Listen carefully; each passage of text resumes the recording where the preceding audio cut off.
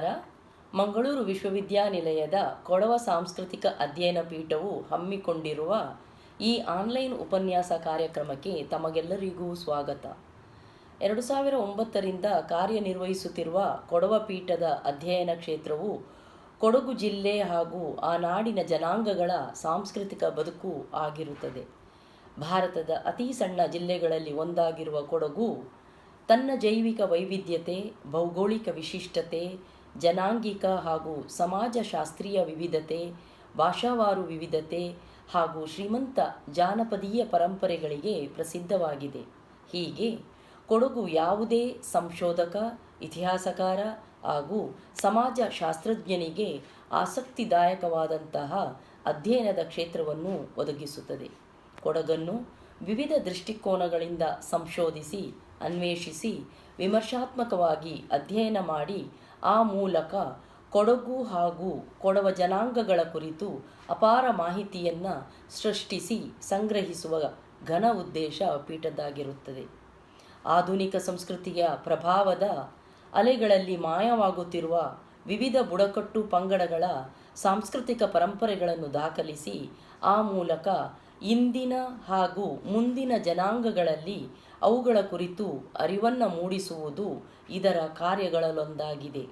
ಒಟ್ಟಾರೆಯಾಗಿ ಕೊಡವ ಪೀಠದ ಧ್ಯೇಯೋದ್ದೇಶಗಳನ್ನು ಹೇಳುವುದಾದರೆ ಅವುಗಳು ಇಂತಿವೆ.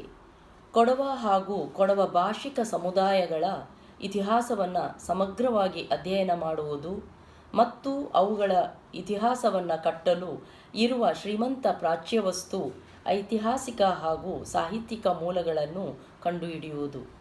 ಕೊಡಗಿನ ಸಮಾಜದ ವೈವಿಧ್ಯಮಯ ಜನಾಂಗಿಕ ಹಾಗೂ ಸಾಮಾಜಿಕ ಅಂಶಗಳನ್ನು ಪರಿಶೋಧಿಸಿ ದಾಖಲಿಸುವುದು. ಈ ಪ್ರದೇಶದ ಧಾರ್ಮಿಕ ನಂಬಿಕೆಗಳು, ಆಚರಣೆಗಳು, ಜಾನಪದ ಪದ್ಧತಿಗಳು ಹಾಗೂ ಪ್ರದರ್ಶನ ಕಲೆಗಳನ್ನು ಅಧ್ಯಯನ ಮಾಡುವುದು.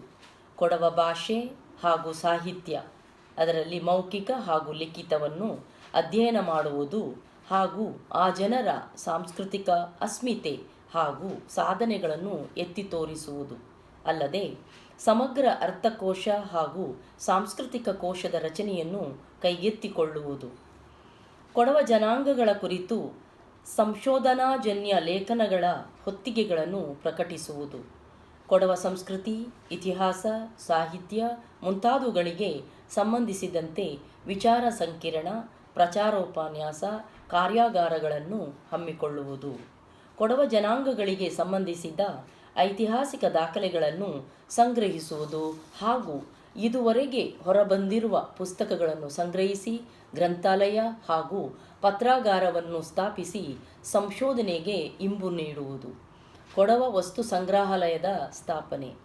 ಈ ಧ್ಯೇಯೋದ್ದೇಶಗಳ ಈಡೇರಿಕೆಯ ದಿಸೆಯಲ್ಲಿ ಕೊಡವ ಪೀಠವು ಹಲವು ಕೃತಿಗಳನ್ನು ಹೊರತಂದಿದೆ, ಹಲವು ವಿಚಾರ ಸಂಕಿರಣಗಳನ್ನು ಏರ್ಪಡಿಸಿದೆ, ಉತ್ತಮ ಗ್ರಂಥಾಲಯವನ್ನು ಸೃಷ್ಟಿಸಿದೆ, ನಿರಂತರ ಉಪನ್ಯಾಸ ಕಾರ್ಯಕ್ರಮಗಳನ್ನು ಹಮ್ಮಿಕೊಳ್ಳುತ್ತಾ ಬಂದಿರುತ್ತದೆ. ಇದರ ಮುಂದುವರಿಕೆಯಾಗಿ ಇಂದಿನ ಉಪನ್ಯಾಸ ಕಾರ್ಯಕ್ರಮವನ್ನು ಏರ್ಪಡಿಸಲಾಗಿದೆ. ಇಂದಿನ ಉಪನ್ಯಾಸ ಕಾರ್ಯಕ್ರಮವನ್ನು ನಡೆಸಿಕೊಡುವವರು ಕೊಡಗಿನ ಖ್ಯಾತ ಸಂಶೋಧಕರು, ಕೊಡವ ಭಾಷೆ, ಸಾಹಿತ್ಯ, ಸಂಸ್ಕೃತಿ ತಜ್ಞೆ ಡಾಕ್ಟರ್ ಅತ್ತಿತಿರ ರೇಖಾ ವಸಂತ್ ಅವರು. ಶ್ರೀಮತಿ ರೇಖಾ ವಸಂತ್ ಮೂಲತಃ ಕೊಡಗು ಜಿಲ್ಲೆಯ ಪೊನ್ನಂಪೇಟೆಯವರಾಗಿದ್ದಾರೆ. ಅವರು ತಮ್ಮ ಸ್ನಾತಕೋತ್ತರ ಪದವಿ, ಎಂಫಿಲ್ ಪದವಿ ಹಾಗೂ ಡಾಕ್ಟರೇಟ್ ಪದವಿಗಳನ್ನು ಮಂಗಳೂರು ವಿಶ್ವವಿದ್ಯಾನಿಲಯದಿಂದ ಪಡೆದಿರುತ್ತಾರೆ. ಅವರ PhD ಮಹಾಪ್ರಬಂಧವು ಆಧುನಿಕ ಕೊಡವ ಸಾಹಿತ್ಯಕ್ಕೆ ಸಂಬಂಧಿಸಿದ್ದರೆ ಅವರ ಎಂಫಿಲ್ ಪದವಿಯ ಶೀರ್ಷಿಕೆಯು ಕೊಡವ ರಂಗಭೂಮಿ ಆಗಿರುತ್ತದೆ. ಕೊಡಗಿನ ಕಾವೇರಿ ಕಾಲೇಜು ವಿರಾಜಪೇಟೆ ಮತ್ತು ಕಾವೇರಿ ಕಾಲೇಜು ಗೋಣಿಕೊಪ್ಪದಲ್ಲಿ ದೀರ್ಘಕಾಲ ಕನ್ನಡ ಉಪನ್ಯಾಸಕರಾಗಿ ಕಾರ್ಯನಿರ್ವಹಿಸಿದ ಇವರು ಇಂದು ಮೈಸೂರು ವಿಶ್ವವಿದ್ಯಾನಿಲಯಕ್ಕೆ ಸೇರಿದ ಯುವರಾಜಾಸ್ ಕಾಲೇಜ್ ಮೈಸೂರು ಇಲ್ಲಿ ಕನ್ನಡ ವಿಭಾಗದ ಸಹ ಪ್ರಾಧ್ಯಾಪಕರಾಗಿ ಸೇವೆ ಸಲ್ಲಿಸುತ್ತಿದ್ದಾರೆ. ಸುಮಾರು 27 ವರ್ಷಗಳ ಅಧ್ಯಾಪನ ಹಾಗೂ ಸಂಶೋಧನಾ ಅನುಭವವನ್ನು ಹೊಂದಿರುತ್ತಾರೆ. ಹಂಪಿ ಕನ್ನಡ ವಿಶ್ವವಿದ್ಯಾನಿಲಯದಿಂದ ಸಂಶೋಧನಾ ಮಾರ್ಗದರ್ಶಕರಾಗಿ ಮಾನ್ಯತೆಯನ್ನು ಪಡೆದಿದ್ದು, ಪ್ರಸ್ತುತ ಕೆಲವು ಸಂಶೋಧನಾ ವಿದ್ಯಾರ್ಥಿಗಳು ಅವರ ಮಾರ್ಗದರ್ಶನದಲ್ಲಿ ಸಂಶೋಧನಾ ನಿರತರಾಗಿದ್ದಾರೆ. ಕೊಡವ ಭಾಷೆ, ಸಾಹಿತ್ಯ, ಸಂಸ್ಕೃತಿಗಳ ಕುರಿತು ಹಲವು ಪಾಂಡಿತ್ಯಪೂರ್ಣ ಲೇಖನಗಳನ್ನು ವಿವಿಧ ರಾಷ್ಟ್ರೀಯ ಹಾಗೂ ಅಂತಾರಾಷ್ಟ್ರೀಯ ವಿಚಾರ ಸಂಕಿರಣಗಳಲ್ಲಿ ಮಂಡಿಸಿರುವ ಇವರ ಹಲವು ಲೇಖನಗಳು ಪ್ರಖ್ಯಾತ ನಿಯತಕಾಲಿಕೆಗಳಲ್ಲಿ ಪ್ರಕಟವಾಗಿರುತ್ತದೆ. ಇವರು ಒಬ್ಬ ಪರಿಣಿತ ಭಾಷಾಂತರಕಾರರೂ ಆಗಿದ್ದಾರೆ. ಇವರ ಪ್ರಮುಖ ಕೃತಿಗಳು ಕೊಡವ ರಂಗಭೂಮಿ, ಆಧುನಿಕ ಕೊಡವ ಸಾಹಿತ್ಯ, ಕೊಡವ ಅರಿಕಟ್ಟು ಇತ್ಯಾದಿಗಳು. ಅಲ್ಲದೆ ಇವರು ಹಿಂದೆ ಹಾಗೂ ಇಂದು ಶೈಕ್ಷಣಿಕ ಇಲಾಖೆ ಹಾಗೂ ವಿಭಾಗಗಳ ಹಲವು ತಜ್ಞರ ಸಮಿತಿಗಳಲ್ಲಿ ಸದಸ್ಯರಾಗಿಯೂ ಸಲಹೆಗಾರರಾಗಿಯೂ ಕಾರ್ಯನಿರ್ವಹಿಸಿದ್ದಾರೆ ಮತ್ತು ಕಾರ್ಯನಿರ್ವಹಿಸುತ್ತಿದ್ದಾರೆ. ಸಹಜವಾಗಿಯೇ ಇವರ ಪಾಂಡಿತ್ಯಕ್ಕೆ ಹಾಗೂ ಸಾಹಿತ್ಯಿಕ ಕೊಡುಗೆಗಾಗಿ ಹಲವು ಪ್ರಶಸ್ತಿಗಳು ಇವರನ್ನು ಅರಸಿ ಬಂದಿದ್ದು, ಇವುಗಳಲ್ಲಿ ಕೆಲವನ್ನು ಇಲ್ಲಿ ಉಲ್ಲೇಖಿಸಬಯಸುತ್ತೇನೆ. ಮಂಡೀರ ಜಯ ಅಪ್ಪಣ್ಣ ಎಂಡೋಮೆಂಟ್ ಅವಾರ್ಡ್, ಕನ್ನಡ ಸಾಹಿತ್ಯ ಪರಿಷತ್ತಿನ ವತಿಯಿಂದ ಕೊಡಗಿನ ಗೌರವ ದತ್ತಿನಿಧಿ ಪ್ರಶಸ್ತಿ, ಕರ್ನಾಟಕ ನಾಟಕ ಅಕಾಡೆಮಿ ಪುರಸ್ಕಾರ, ಕೊಡಗು ಜಿಲ್ಲಾ ಕನ್ನಡ ರಾಜ್ಯೋತ್ಸವದ ಪ್ರಶಸ್ತಿ, ಹೊಸತು ಪತ್ರಿಕೆಯಲ್ಲಿ ಪ್ರಕಟವಾದ ಲೇಖನಕ್ಕಾಗಿ ವರ್ಷದ ಅತ್ಯುತ್ತಮ ಮಹಿಳಾ ಬರಹಗಾರ್ತಿ ಪುರಸ್ಕಾರ, ಶಿಕ್ಷಕರ ದಿನಾಚರಣೆಯ ಸಂದರ್ಭದಲ್ಲಿ ರೋಟರಿ ಮಿಸ್ಟ್ ಹಿಲ್ಸ್ ಮಡಿಕೇರಿ ಅವರಿಂದ ನೇಷನ್ ಬಿಲ್ಡರ್ ಪ್ರಶಸ್ತಿ, ಕೊಡವ ತಕ್ಕ ಅಳ್ತುಕಾರರ ಕೂಟದಿಂದ ಕೊಡವ ಸಾಹಿತ್ಯ ಕ್ಷೇತ್ರದ ಸಾಧನೆಗಾಗಿ ಪುರಸ್ಕಾರ, ಹೀಗೆ ಹಲವು ಪ್ರಶಸ್ತಿಗಳು ಇವರಿಗೆ ಲಭಿಸಿರುತ್ತದೆ. ಇವರ ಸಾಹಿತ್ಯ ಕೃಷಿ ಹೀಗೆ ಹುಲುಸಾಗಿ ಸಾಗಲೆಂದು ಹಾರೈಸುತ್ತಾ ಇವರನ್ನು ಈ ಉಪನ್ಯಾಸ ಕಾರ್ಯಕ್ರಮಕ್ಕೆ ಸಂಪನ್ಮೂಲ ವ್ಯಕ್ತಿಯಾಗಿ ಎಲ್ಲರ ಪರವಾಗಿ ಹೃತ್ಪೂರ್ವಕವಾಗಿ ಬರಮಾಡಿಕೊಳ್ಳುತ್ತೇನೆ. ಇವರು ಇಂದು ಉಪನ್ಯಾಸ ನೀಡಲಿರುವ ವಿಷಯದ ಶೀರ್ಷಿಕೆ ಕೊಡವ ಭಾಷೆಯ ಇತಿಹಾಸ ಮತ್ತು ಸ್ವರೂಪ. ಎಲ್ಲರಿಗೂ ಮತ್ತೊಮ್ಮೆ ಸ್ವಾಗತ. ಕೊಡವ ಭಾಷೆಯ ಇತಿಹಾಸ ಮತ್ತು ಸ್ವರೂಪ. ಬಹುಸಂಸ್ಕೃತಿಯ ನಮ್ಮ ದೇಶ ಭಾರತದಲ್ಲಿ ಪ್ರಕೃತಿ ಸಹಜ ನೈಸರ್ಗಿಕ ಸಂಪತ್ತಿನಿಂದ ಕೂಡಿದ ದಕ್ಷಿಣ ಕಾಶ್ಮೀರ ಎಂದೇ ಪ್ರಸಿದ್ಧವಾಗಿರುವ ಕರ್ನಾಟಕದ ಪುಟ್ಟ ಜಿಲ್ಲೆ ಕೊಡಗು. ಎಲ್ಲ ಋತುಮಾನಗಳ ತೀವ್ರತೆಯನ್ನು ಸಹಜವಾಗಿ ಅನುಭವಿಸುವ ನೆಲ. ಹಸಿರೆತ್ತಲ್ ಕೊಡಗಿನಲ್ಲಿ ಎಂಬಂತೆ ಹಸಿರು ಹಾಸಿ ಹೊತ್ತುಕೊಂಡಿದ್ದ ಈ ಭೂಪ್ರದೇಶ ಜಾಗತೀಕರಣ ಆಧುನೀಕರಣದ ನೆಲೆಯೊಳಗೆ ಸಿಲುಕಿ ಒಂದಷ್ಟು ಶಾಕ್ ಕೂಡ ಅನುಭವಿಸುತ್ತಿದೆ. ಭೌಗೋಳಿಕವಾಗಿ ಸಣ್ಣ ವ್ಯಾಪ್ತಿ ಇದ್ದರೂ ತನ್ನ ವಿಭಿನ್ನ ಹಾಗೂ ವಿಶಿಷ್ಟ ಸಂಸ್ಕೃತಿಯಿಂದಾಗಿ, ಪ್ರಾಕೃತಿಕ ವೈವಿಧ್ಯದಿಂದಾಗಿ, ದೇಶದ ರಕ್ಷಣಾ ವಿಭಾಗ ಹಾಗೂ ಕ್ರೀಡಾ ಕ್ಷೇತ್ರಗಳಿಗೆ ನೀಡಿದ ಕೊಡುಗೆಯಿಂದಾಗಿ ಭಾರತದ ಭೂಪಟದಲ್ಲಿ ವಿಶೇಷ ಸ್ಥಾನವನ್ನಿದು ಪಡೆದಿದೆ. ಕಾವೇರಿ ನದಿ ಈ ಜಿಲ್ಲೆಯ ಜೀವನಾಡಿಯಷ್ಟೇ ಅಲ್ಲ, ಕೊಡಗಿನ ಅಸ್ಮಿತೆಯ ಜೀವದ್ರವ್ಯ ಕೂಡ. ಕೊಡಗು ಶಬ್ದ ಕುಡುಹಂ ಎಂಬ ಪದದಿಂದ ಬಂತೆಂದು, ಕ್ರೋಢ ಎಂಬ ಪದದ ಮೂಲವೆಂದು, ಕೊಡಿಮಲೆನಾಡು ಕೊಡಗಾಯಿತೆಂದು ವಿದ್ವಾಂಸರು ಅಭಿಪ್ರಾಯಪಡುತ್ತಾರೆ. ಪೌರಾಣಿಕವಾಗಿ ಸುಮಾರು 1ನೇ ಶತಮಾನದ ರಚನೆ ಎನ್ನಲಾದ ಕಾವೇರಿ ಪುರಾಣದಲ್ಲೇ ಕೊಡಗಿನ ಪ್ರಾದೇಶಿಕ ಜನಾಂಗಿಕ ಉಲ್ಲೇಖಗಳಿವೆ. ಚಾರಿತ್ರಿಕವಾಗಿ ಕ್ರಿಸ್ತಶಕ 3ನೇ ಶತಮಾನದ ತಮಿಳಿನ ಸಂಗಮ್ ಸಾಹಿತ್ಯದಲ್ಲಿ ಕೊಡಗಿನ ಕುಡುಹಂ ಎಂಬ ಉಲ್ಲೇಖವಿದೆ. ಶಾಸನಾಧಾರಗಳನ್ನು ಗಮನಿಸಿದರೆ ಕ್ರಿಸ್ತಶಕ 1174ರ ಹುಣಸೂರು ಶಾಸನದಲ್ಲಿ ಶಾಸನ ಸಂಖ್ಯೆ 20ರಲ್ಲಿ ಎಲ್ಲ ನಾಡ ಕೊಡಗರೂ ಕೂಡಿ ಎಂಬ ಕೊಡಗಿನ ಜನರ ಪ್ರಸ್ತಾಪ ದಾಖಲಾಗಿದೆ.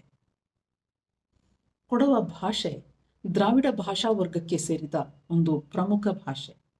ಭಾಷಾವಿಜ್ಞಾನಿಗಳು ಕೊಡವ ಭಾಷೆಯ ಪ್ರಾಚೀನತೆ ಮತ್ತು ವೈಶಿಷ್ಟ್ಯಗಳ ಬಗೆಗೆ ಅಧ್ಯಯನ ಮಾಡಿ ತಮ್ಮ ಅಭಿಪ್ರಾಯಗಳನ್ನು ದಾಖಲಿಸಿದ್ದಾರೆ. ಭಾಷಾ ವರ್ಗೀಕರಣದ ಪ್ರಕಾರ ದಕ್ಷಿಣ ದ್ರಾವಿಡ ಗುಂಪಿಗೆ ಸೇರುವ ಈ ಭಾಷೆ ಕೊಡಗಿನ 23 ಸಮುದಾಯಗಳ ಮಾತೃಭಾಷೆ ಎಂದು 1812ರಲ್ಲಿ ರಚನೆಯಾದ ಲಿಂಗರಾಜನ ಹುಕುಂನಾಮೆಯಲ್ಲಿ ಹೇಳಲಾಗಿದೆ. ಡಾಕ್ಟರ್ ಮೋಗ್ಲಿಂಗ್ 1855ರಲ್ಲಿ ಪ್ರಕಟಿಸಿದ ಕೂರ್ಗ್ ಮೆಮಾಯರ್ಸ್ ನಲ್ಲಿ ಕೊಡವ ಭಾಷೆ 13 ಸಮುದಾಯಗಳ ಮಾತೃಭಾಷೆ ಎಂದು, ತಮಿಳು ಮಲಯಾಳಂ ಭಾಷೆಗಳಿಗೆ ಇದು ಹತ್ತಿರದಲ್ಲಿದೆ ಎಂದು ಹೇಳಿದ್ದಾರೆ. 1871ರಲ್ಲಿ ರಿಕ್ತರ್ ಪ್ರಕಟಿಸಿದ ಕೂರ್ಗ್ ಗೆಜೆಟಿಯರ್ನಲ್ಲಿ ಕೊಡವ ಭಾಷೆ 15 ಸಮುದಾಯಗಳ ಮಾತೃಭಾಷೆ ಎಂದು ಉಲ್ಲೇಖಿತವಾಗಿದೆ. ಕೊಡವ ಭಾಷೆಯು ಹಳೆಗನ್ನಡ ಮತ್ತು ತುಳು ಭಾಷೆಗಳ ನಡುವೆ ಬರುತ್ತದೆ ಎಂದು ದ್ರಾವಿಡ ಭಾಷಾ ವಿಜ್ಞಾನಿ ಡಾಕ್ಟರ್ ರಾಬರ್ಟ್ ಕಾಲ್ಡ್ವೆಲ್ ಅಭಿಪ್ರಾಯಪಡುತ್ತಾರೆ. ಕೊಡವ ಭಾಷೆಯನ್ನು ಮಾತನಾಡುವವರು ಪ್ರಧಾನವಾಗಿ ಕರ್ನಾಟಕದ ಕೊಡಗು ಜಿಲ್ಲೆಯಲ್ಲಿದ್ದಾರೆ. ಹಾಗೆಯೇ ಕರ್ನಾಟಕ ರಾಜ್ಯದ ಇತರ ಪ್ರಮುಖ ನಗರಗಳಾದ ಬೆಂಗಳೂರು, ಮೈಸೂರು ಮುಂತಾದ ಕಡೆಗಳಲ್ಲೂ ಬಹುಸಂಖ್ಯೆಯ ಕೊಡವ ಭಾಷಿಕರು ಅನೇಕ ವರ್ಷಗಳಿಂದ ನೆಲೆ ನಿಂತಿದ್ದಾರೆ. ಇತರ ರಾಜ್ಯಗಳಲ್ಲಿ ಹಾಗೂ ಹೊರದೇಶಗಳಲ್ಲಿ ಉದ್ಯೋಗ ನಿಮಿತ್ತ ವಾಸವಾಗಿರುವ ಕೊಡವ ಭಾಷಿಕರಿದ್ದಾರೆ. ಇವರೆಲ್ಲರೂ ಆರಂಭದಲ್ಲಿ ಇಂಗ್ಲಿಷ್ ವ್ಯಾಮೋಹಕ್ಕೆ ಒಳಗಾಗಿದ್ದರೂ ಕ್ರಮೇಣ ಮಾತೃಭಾಷೆ, ತಾಯ್ನಾಡಿನ ಬಗೆಗಿನ ಪ್ರೀತಿಯನ್ನು ಮರುರೂಢಿಸಿಕೊಂಡು ಕೊಡವ ಭಾಷೆ, ಕೊಡಗು ನಾಡಿನ ಕುರಿತು ವಿಶೇಷವಾದಂತಹ ಆದರ ತೋರುತ್ತಿದ್ದಾರೆ. ಈ ಹಿನ್ನೆಲೆಯಲ್ಲಿ ಕೊಡವ ಇವರೆಲ್ಲರ ಸಂಪರ್ಕ ಭಾಷೆಯಾಗಿದ್ದು, ಕೊಡವ ಭಾಷೆ ಸಂಸ್ಕೃತಿಯ ನೆಲೆಯಲ್ಲಿ ಒಗ್ಗೂಡಲು ತಾವಿರುವ ಪ್ರದೇಶಗಳಲ್ಲೇ ಕೊಡವ ಸಮಾಜಗಳನ್ನು, ಕೊಡವ ಕೂಟಗಳನ್ನು, ಕೊಡವ ಸಂಘ ಸಂಸ್ಥೆಗಳನ್ನು ಕಟ್ಟಿಕೊಂಡಿದ್ದಾರೆ. ಸಂಸ್ಕೃತಿ ಸಂಬಂಧಿತ ಆಚರಣೆಗಳನ್ನು ಈ ಒಕ್ಕೂಟಗಳ ಮುಖಾಂತರ ನಡೆಸುತ್ತಾ ನಾಡು ನುಡಿಯ ಅಭಿಮಾನವನ್ನು ಉಳಿಸಿ ಬೆಳೆಸುತ್ತಿದ್ದಾರೆ. ಕೊಡಗು ಮೂಲತಃ ಬಹುಭಾಷಿಕ, ಬಹುಸಂಸ್ಕೃತಿಯ ನಾಡು. ಹಲವು ಕಾರಣಗಳಿಂದಾಗಿ ಇಲ್ಲಿ ಹಲವಾರು ಭಾಷೆಗಳನ್ನಾಡುವ ಜನ ಬದುಕು ಕಟ್ಟಿಕೊಂಡಿರುವುದರ ನಡುವೆ ಈ ನೆಲದ ಭಾಷೆ, ಸಂಸ್ಕೃತಿ, ಆಚರಣೆಗಳನ್ನು ಕೂಡ ತಮ್ಮದಾಗಿಸಿಕೊಂಡಿರುವುದು ಕೊಡಗಿನ ಹೆಮ್ಮೆ. ಹೆಚ್ಚಿನ ಸಂದರ್ಭಗಳಲ್ಲಿ ಸಂಪರ್ಕ ಭಾಷೆಯಾಗಿ ಕೊಡಗಿನುದ್ದಕ್ಕೂ ಕೊಡವ ಭಾಷೆಯ ಬಳಕೆ ಕಂಡುಬರುತ್ತದೆ. ಕಾವೇರಿ ಹಾಗೂ ಕೊಡವ ಭಾಷೆಯ ಕುರಿತು ಕೊಡಗಿನಲ್ಲಿರುವ ಎಲ್ಲರೂ ತೋರುವ ಅನನ್ಯವಾದಂತಹ ಪ್ರೀತಿ ಈ ನಾಡಿನ ವಿಶೇಷತೆ ಎಂದೇ ಹೇಳಬಹುದು. ಹಾಗಾಗಿ ಕೊಡವ ಒಂದು ಸಮಗ್ರ ಪ್ರಾದೇಶಿಕ ಭಾಷೆಯಾಗಿದೆ. ಕೊಡವ ಭಾಷೆಯಲ್ಲಿ ಸಮೃದ್ಧವಾದ ಮೌಖಿಕ ಪರಂಪರೆಯ ಜನಪದ ಸಾಹಿತ್ಯವಿದೆ. ಕತೆ, ಕಾವ್ಯ, ಗಾದೆ, ಒಗಟು, ನುಡಿಗಟ್ಟು, ಹಾಡು, ಲಾವಣಿ ಮುಂತಾದ ವೈವಿಧ್ಯಮಯ ಜನಪದ ಸಾಹಿತ್ಯ ಭಂಡಾರವಿದೆ. ಇವುಗಳ ವಿಚಾರವಾಗಿ ಹಲವಾರು ಜನ ಸಂಶೋಧಕರು ಸಂಶೋಧನಾ ಲೇಖನಗಳನ್ನು, ಪುಸ್ತಕಗಳನ್ನು ಪ್ರಕಟಿಸಿದ್ದಾರೆ. PhD ಪದವಿಗಳನ್ನು ಪಡೆದುಕೊಂಡಿದ್ದಾರೆ. ಕೊಡವ ಭಾಷೆಗೆ ಪ್ರತ್ಯೇಕವಾದ ಲಿಪಿಯಿಲ್ಲ. ಪ್ರಥಮವಾಗಿ 1887ರಲ್ಲಿ ಡಾಕ್ಟರ್ ಕೊರವಂಡ ಅಪ್ಪಯ್ಯ ಎಂಬ ದೇಶಿ ವಿದ್ವಾಂಸರು ಕೊಡವ ಭಾಷೆಗೆ ಪ್ರತ್ಯೇಕ ಲಿಪಿಯನ್ನು ಸೃಷ್ಟಿಸಿ ಆ ಲಿಪಿಯಲ್ಲೇ ಕೊಡವ ಸಂಸ್ಕೃತಿಗೆ ಸಂಬಂಧಿಸಿದ ಕೃತಿಯೊಂದನ್ನು ರಚಿಸಿದರು. ಆದರೆ ಆ ಕೃತಿ ಸದ್ಯಕ್ಕೆ ಲಭ್ಯವಿಲ್ಲ. ಅನಂತರದಲ್ಲಿ ಡಾಕ್ಟರ್ ಐಮಾ ಮುತ್ತಣ್ಣ ಸೇರಿದಂತೆ ಇನ್ನೂ ಹಲವಾರು ದೇಶೀಯ ವಿದ್ವಾಂಸರು ಕೊಡವ ಭಾಷೆಗೆ ಪ್ರತ್ಯೇಕ ಲಿಪಿ ಸೃಷ್ಟಿಸುವ ಪ್ರಯತ್ನವನ್ನು ನಡೆಸಿದರೂ ಯಾವುದೂ ಕೂಡ ರೂಢಿಗೆ ಬರಲಿಲ್ಲ. ಬದಲಿಗೆ ಕನ್ನಡದ ಲಿಪಿಯನ್ನೇ ಬಳಸಿ ಕೊಡವ ಭಾಷೆ ಬರಹಕ್ಕಿಳಿಯಿತು. ಆದರೂ ಕೊಡಗಿನ ಪುರಾತನ ಇತಿಹಾಸದ ಕುರಿತು ಲಿಖಿತ ದಾಖಲೆಗಳ ಕೊರತೆ ಕೊಡಗಿಗಿದೆ. ಸಾಂಸ್ಕೃತಿಕವಾಗಿ, ಸಾಮಾಜಿಕ, ರಾಜಕೀಯ ನೆಲೆಗಳಲ್ಲಿ ಕೊಡವ ಭಾಷಿಕ ಸಮುದಾಯಗಳು ಮಹತ್ವದ ಕೊಡುಗೆಗಳನ್ನು ನೀಡುತ್ತಾ ಬಂದಿರುವಲ್ಲಿ ಆರಂಭಿಕ ಸಂದರ್ಭದ ಪುರಾವೆಗಳ ಸಮರ್ಥನೆಗೆ ಇರುವ ತೊಡಕಿಗೆ ಅದರದ್ದೇ ಆದಂತಹ ಕಾರಣಗಳೂ ಕೂಡ ಇವೆ ಎನ್ನಬಹುದು. ಕೆಲವು ಕೊಡವ ಭಾಷೆಯ ಪದಗಳು ಶಾಸನಗಳಲ್ಲಿ, ಪ್ರಾಚೀನ ಕಾವ್ಯಗಳಲ್ಲಿ ಬಳಕೆಯಾದುದನ್ನು ಬಿಟ್ಟರೆ 19ನೇ ಶತಮಾನದ ಮಧ್ಯಭಾಗದವರೆಗೂ ಕೊಡವ ಭಾಷೆಯಲ್ಲಿ ಗ್ರಂಥಸ್ಥ ಸಾಹಿತ್ಯ ದೊರಕುವುದಿಲ್ಲ. ಮೌಖಿಕದಲ್ಲಿದ್ದ ಕೊಡವ ಸಾಹಿತ್ಯ ಕುರಿತಂತೆ ಪಾಶ್ಚಾತ್ಯ ವಿದ್ವಾಂಸರು ಮೊದಲಿಗೆ ದಾಖಲೀಕರಣದ ಕಾರ್ಯವನ್ನು ಕೈಗೊಂಡರು. 1867ರಲ್ಲಿ ಮೇಜರ್ RA ಕೋಲ್ ಎಂಬ ಪಾಶ್ಚಾತ್ಯ ವಿದ್ವಾಂಸ ಪ್ರಥಮವಾಗಿ ಕೊಡವ ಭಾಷೆಗೆ ವ್ಯಾಕರಣವನ್ನು ಬರೆಯುತ್ತಾನೆ. ಅನಂತರದಲ್ಲಿ ಕೊಡವ ಭಾಷೆಯ ವ್ಯಾಕರಣದೊಂದಿಗೆ ಈ ಭಾಷೆಯ ಕೆಲವು ಹಾಡುಗಳನ್ನು ಸೇರಿಸಿ ಗ್ರೇಟರ್ ಎಂಬ ವಿದ್ವಾಂಸ ಕೃತಿಯೊಂದನ್ನು ರಚಿಸಿದ್ದಾರೆ. 20ನೇ ಶತಮಾನದ ಆರಂಭದಲ್ಲಿ ಕೊಡವ ಭಾಷೆಯಲ್ಲಿ ಕನ್ನಡದ ಲಿಪಿ ಬಳಸಿ ಸಾಹಿತ್ಯ ಸೃಷ್ಟಿ ಆರಂಭವಾಯಿತು. 1902ರಲ್ಲಿ ಡಾಕ್ಟರ್ ಕೊರವಂಡ ಅಪ್ಪಯ್ಯ ಎಂಬವರು ಕೊಡವರ ಕುಲಾಚಾರಾದಿ ತತ್ವೋಜ್ಜೀವಿನಿ ಎಂಬ ಕೃತಿಯನ್ನು ಕೊಡವರ ಸಂಸ್ಕೃತಿ, ಆಚಾರ, ವಿಚಾರಗಳಿಗೆ ಸಂಬಂಧಿಸಿದಂತೆ ಕನ್ನಡದಲ್ಲಿ ಬರೆದಿದ್ದಾರೆ. ಈ ಕೃತಿಯಲ್ಲಿ ನಡುವೆ ಅಲ್ಲಲ್ಲಿ ಕನ್ನಡದ ಲಿಪಿ ಬಳಸಿ ಕೊಡವ ಭಾಷೆಯಲ್ಲಿ ಹಲವಾರು ವಿಚಾರಗಳನ್ನು ತಿಳಿಸಿದ್ದಾರೆ. ಹೀಗಾಗಿ ಕನ್ನಡದ ಲಿಪಿ ಬಳಸಿ ಕೊಡವ ಭಾಷೆಯನ್ನ ಬರಹಕ್ಕಿಳಿಸಿದ ಶ್ರೇಷ್ಠತೆ ಡಾಕ್ಟರ್ ಕೊರವಂಡ ಅಪ್ಪಯ್ಯನವರಿಗೆ ಸಲ್ಲುತ್ತದೆ. ಅನಂತರದಲ್ಲಿ 1906ರಲ್ಲಿ ಹರದಾಸ ಅಪ್ಪನೆರವಂಡ ಅಪ್ಪಚ್ಚ ಕವಿಯವರು ಕನ್ನಡ ಲಿಪಿಯನ್ನು ಬಳಸಿ ಕೊಡವ ಭಾಷೆಯಲ್ಲಿ ಯಯಾತಿ ರಾಜ ಎಂಬ ನಾಟಕವನ್ನು ಬರೆದು ಪ್ರಕಟಿಸಿದ್ದಾರೆ. ಕೊಡವ ಭಾಷೆಯ ಪ್ರಥಮ ಸಾಹಿತಿಯ ಗೌರವ ಅಪ್ಪಚ್ಚ ಕವಿಯವರಿಗೆ ಸಲ್ಲುತ್ತದೆ. 19ನೇ ಶತಮಾನದ ಉತ್ತರಾರ್ಧದಲ್ಲಿ ಪಾಶ್ಚಾತ್ಯ ವಿದ್ವಾಂಸರು ಕೊಡವ ಭಾಷೆಯ ಮೌಖಿಕ ಸಾಹಿತ್ಯವನ್ನು ಸಂಗ್ರಹ ಮಾಡಿ ಪ್ರಕಟಿಸಿದ್ದಾರೆ. 20ನೇ ಶತಮಾನದ ಆರಂಭದಿಂದ ಇಂಗ್ಲಿಷ್ ಶಿಕ್ಷಣ ಪಡೆದ ಕೊಡಗಿನ ದೇಶೀಯ ವಿದ್ವಾಂಸರು ಕೊಡವ ಭಾಷೆಯಲ್ಲಿ ಸಾಹಿತ್ಯ ರಚನೆಯನ್ನು ಆರಂಭಿಸಿದರು. ಕನ್ನಡ ಸಾಹಿತ್ಯದಲ್ಲಾದ ಹೊಸ ಅಲೆಯ ಪ್ರಭಾವ ಕೊಡಗಿನ ಜನತೆಯ ಮೇಲೂ ಉಂಟಾಯಿತು. ಇದರ ಪರಿಣಾಮವಾಗಿ ಕೊಡವ ಭಾಷೆಯಲ್ಲಿ ಹಲವಾರು ಪ್ರಕಾರಗಳಲ್ಲಿ ಕೊಡವ ಸಾಹಿತ್ಯ ಬೆಳೆಯಲಾರಂಭಿಸಿತು. ಕಾವ್ಯ, ಕತೆ, ನಾಟಕ, ಕಾದಂಬರಿ, ಪ್ರಬಂಧ, ಅನುವಾದ, ಹೀಗೆ ಸಂಶೋಧನೆ, ಮಹಾಕಾವ್ಯ, ಪ್ರವಾಸ ಸಾಹಿತ್ಯ ಮುಂತಾದವುಗಳಲ್ಲಿ 1000ಕ್ಕಿಂತಲೂ ಹೆಚ್ಚು ಕೃತಿಗಳು ರಚನೆಯಾಗಿವೆ. ಕೊಡವ ಭಾಷೆಯಲ್ಲಿರುವ ರಚನಾ ವ್ಯವಸ್ಥೆಯನ್ನು ಗಮನಿಸಿದರೆ ಇಲ್ಲಿ ಒಟ್ಟು 32 ಧ್ವನಿಮಾಗಳಲ್ಲಿ 12 ಸ್ವರಗಳು ಹಾಗೂ 20 ವ್ಯಂಜನಗಳಿವೆ. ಕೊಡವ ಭಾಷೆಯಲ್ಲಿ ಮಹಾಪ್ರಾಣಾಕ್ಷರಗಳಿಲ್ಲ. ಪದದ ಆರಂಭದಲ್ಲಿ ಪರಭಾಷೆಗಳಿಂದ ಬಂದ ಪದಗಳಲ್ಲಿ ಮಾತ್ರ ಪದದ ಆರಂಭದಲ್ಲಿ ಸಂಯುಕ್ತ ವ್ಯಂಜನ ಬರುತ್ತದೆ. ಕೊಡವ ಭಾಷೆಯಲ್ಲಿ ತಮಿಳು, ಮಲಯಾಳಂ ಭಾಷೆಗಳಲ್ಲಿರುವಂತೆ ವ್ಯಂಜನಾಂತ್ಯ ಪದಗಳೇ ಹೆಚ್ಚು. ಕನ್ನಡದಲ್ಲಿ ಕಕಾರ ಚಕಾರವಾಗಿಯೂ, ಪಕಾರ ಹಕಾರವಾಗಿಯೂ, ಚಕಾರ ಸಕಾರವಾಗಿಯೂ ಬದಲಾಗಿರುವಂತೆ ಕೊಡವ ಭಾಷೆಯಲ್ಲಿ ಆಗಿಲ್ಲ.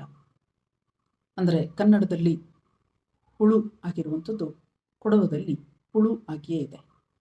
ಭಾಷಾ ದೃಷ್ಟಿಯಿಂದ ಕೊಡವ ಭಾಷೆ ತಮಿಳು, ಮಲಯಾಳಂ ಭಾಷೆಗಳಿಗೆ ಸಮೀಪದಲ್ಲಿದೆ ಎಂಬ ಭಾಷಾ ವಿಜ್ಞಾನಿಗಳ ಅಭಿಪ್ರಾಯದ ಜೊತೆಗೆ ಕೊಡಗಿನಲ್ಲಿ ಭಾಷಾ ವ್ಯವಹಾರ ಸಂಪೂರ್ಣವಾಗಿ ಕನ್ನಡ ಲಿಪಿಯ ಮೂಲಕವೇ ನಡೆಯುತ್ತಿದ್ದು, ಕೊಡಗಿನ ಗಡಿ ಭಾಗದಲ್ಲಿ ಬಹುಭಾಗ ಕನ್ನಡ ಪ್ರದೇಶವೇ ಇರುವುದರಿಂದ ಕನ್ನಡ ಭಾಷೆಯ ಪ್ರಭಾವ ಕೊಡವ ಭಾಷೆಯ ಮೇಲಿದೆ.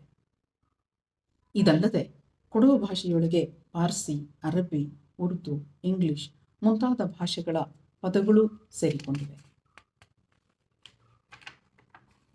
ಈ ರೀತಿಯಲ್ಲಿ ವ್ಯಾಕರಣ ವಿಶಿಷ್ಟತೆಯೂ ಸೇರಿದಂತೆ ವಿಶಿಷ್ಟ ಸಂಸ್ಕೃತಿಯೊಂದನ್ನು ಈ ಭಾಷೆ ತಿಳಿಸುತ್ತದೆ. ಕೊಡವ ಭಾಷೆ ಮಾತೃಭಾಷೆಯಾಗಿರುವ ಸಮುದಾಯಗಳಲ್ಲಿರುವ ಮನೆತನದ ಹೆಸರು ಈ ಭಾಷೆಯ ಒಂದು ವಿಶೇಷತೆ. ಹೆಸರಿನ ಮೂಲಕವೇ ಉಡುಗೆ ತೊಡುಗೆಯನ್ನು, ಭಾಷೆಯಲ್ಲಿ ಬಳಕೆಯಾಗುವ ಪದಗಳ ಮೂಲಕವೇ ಅದರ ಸಂಸ್ಕೃತಿಯನ್ನು ಇದು ತಿಳಿಸುತ್ತದೆ. ನಿದರ್ಶನಕ್ಕೆ ಸೀರೆ ಎಂಬ ಪದಕ್ಕೆ ಕೊಡವದಲ್ಲಿ ಪೊಡಿಯ ಎನ್ನುತ್ತಾರೆ. ಈ ಪದವೇ ಅದನ್ನು ತೊಟ್ಟುಕೊಳ್ಳುವ ರೀತಿಯನ್ನೂ ಕೂಡ ತಿಳಿಸುತ್ತದೆ. ಇಂತಹ ಹಲವಾರು ವಿಶೇಷತೆಗಳೊಂದಿಗೆ ಕೊಡವ ಭಾಷೆಯ ಮಿತಿ ಎಂದರೆ ಪದ ಸಂಪತ್ತು ಕಡಿಮೆ ಇರುವುದು. ಮನುಷ್ಯನ ಅನುಭವದ ವ್ಯಾಪ್ತಿ, ತೀವ್ರತೆ ಹೆಚ್ಚಾದಂತೆ ಅದರ ಅಭಿವ್ಯಕ್ತಿಗೆ ಮೂಲ ಪದಗಳ ಕೊರತೆ ಕೂಡ ಉಂಟಾಗುತ್ತದೆ. ಮನುಷ್ಯನ ಅನುಭವದ ವ್ಯಾಪ್ತಿ, ತೀವ್ರತೆ ಹೆಚ್ಚಾದಂತೆ ಅದರ ಅಭಿವ್ಯಕ್ತಿಗೆ ಮೂಲ ಪದಗಳ ಕೊರತೆ ಉಂಟಾದಾಗ ಕ್ರಿಯಾಶೀಲತೆಗೆ ಕುಂದುಂಟಾಗುತ್ತದೆ. ಈ ನಿಟ್ಟಿನಲ್ಲಿ ಕೊಡವ ಭಾಷೆಯ ಶೈಲಿಗೆ ಹೊಂದಿಕೊಳ್ಳುವಂತೆ ಹೊಸ ಪದಗಳ ಸೃಷ್ಟಿ, ಪ್ರಾಚೀನ ಭಾಷಾರೂಪದಲ್ಲಿದ್ದ ಪದಗಳ ಮರುಬಳಕೆ ಮುಂತಾದವು ಅವಶ್ಯಕ ಮತ್ತು ಅನಿವಾರ್ಯವಾಗಿದೆ.